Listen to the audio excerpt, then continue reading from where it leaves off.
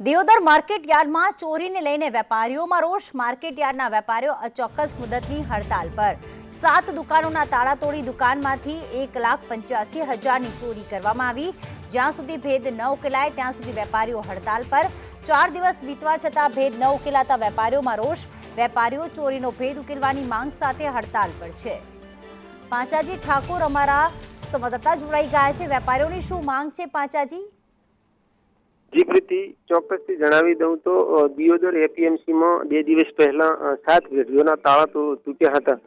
કોઈ અજાણ્યા ચોરોએ આવીને 7 પેઢીઓના તાળા તૂટ્યા હતા। એ બાબતની ફરિયાદ દિયોદર પોલીસ સ્ટેશનમાં વેપારીઓએ આપી હતી, પરંતુ 24 કલાક થવા છતાં પણ કોઈ ચોર ન પકડાતા વેપારીઓએ કાલે આક્રમક મૂડમાં આવી અને તમામ વેપારી ધંધા રોજગાર બંધ કરીને અચોક્કસ મુદતની હડતાળ ઉપર ઉતરી ગયા છે। હાલ તો પોલીસ તપાસ કરી રહી છે। જી, આભાર તમામ વિગતો માટે।